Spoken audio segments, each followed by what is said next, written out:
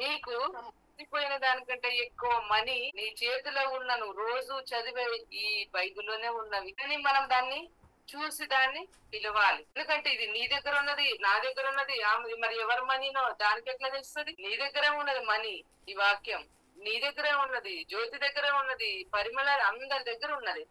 కానీ నువ్వు పర్టికులర్ గా ఎప్పుడైతే దేవుడిచ్చిన రెవల్యూషన్ జ్ఞానం తోటి దానితోటి నువ్వు మాట్లాడతావో అప్పుడు నీ జీవితంలో అది విడుదలవుతుంది నీకోసం. అందుకనే నోరు అనేది, మాటలు అనేవి పవర్ఫుల్ వర్డ్స్ ని లోపల నుంచి రిలీజ్ అయినప్పుడు భూమి లోపల నుంచి నీకు కావాల్సింది ఎక్కడున్నా కూడా అది ఇచ్చేస్తుందంట. ఎందుకంటే అది పట్టుకొని ఉండేంత వరకే. కానీ నువ్వు దాన్ని ఒక్కసారి దాన్ని ఆజ్ఞాపించినప్పుడు, యేసు నామంలోనే నువ్వు దాన్ని ఆజ్ఞాపించినప్పుడు ఇక భూమి దాని పవర్ ని కోల్పోతుంది. వెంటనే నువ్వు పిలిచినప్పుడు అది నీ కోసం అది ఓపెన్ అయిపోతుంది. బ్లెస్సింగ్ అనేది నీ దగ్గరకు వస్తుంది. నేను ప్రేయర్ చేస్తా నీ అద్భుతం కోసం, కానీ నీ లైఫ్ ఎవ్రీడే లైఫ్ లో నువ్వు దాని ప్రేయర్ కంటే పవర్ఫుల్ ఏందో తెలుసా?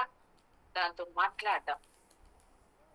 మాట్లాడడం, దాన్ని చూసి నువ్వు పిలవడం. అప్పుడు దానికి లైఫ్ వచ్చి నీ జీవితంలోనికి అది కనపడడం మొదలవుతుంది. లేదా నీకు మంచి మంచి ఐడియాస్ వస్తాయి. నువ్వు ఒక ఇల్లు కొనుక్కోవాలని నీకు ఆశ ఉన్నది, కానీ డబ్బులు లేవు, దానికి తగ్గట్టు నీ దగ్గర ఏ సోర్సు లేదు, కానీ నీ లోపల ఈ డ్రీమ్ ఉన్నది, నేను ఒక పెద్ద ఇల్లుని కొనాలి అన్న ఒక డ్రీమ్ ఉన్నది. లేదా నేను ఒక హై పొజిషన్ లో మంచి ప్లేస్ లో నేను ఉండాలి, ఇది నీ డ్రీమ్. ఈ డ్రీమ్ ని నువ్వు ఏం చేస్తావంటే దాన్ని రోజు కూడా నువ్వు నీ డ్రీమ్ ని చూసినప్పుడల్లా నువ్వు దాన్ని పిలవడం మొదలు పెట్టాలి.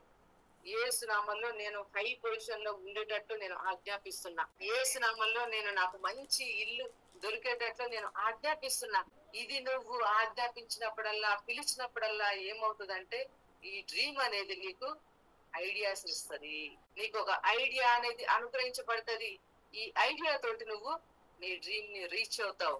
ఈ ఐడియా తోటి నువ్వు నీ యొక్క డ్రీమ్ అది రియల్ కావడానికి నువ్వు ముందుకు వెళ్తావు. అది దేవుడు కనబడకుండా నీ లోపల క్రియ చేస్తాడు. ఒక టైం వస్తుంది, అప్పుడు నువ్వు ఏదైతే లోపల ఉన్నదో అది నీ ముందుకు వస్తుంది.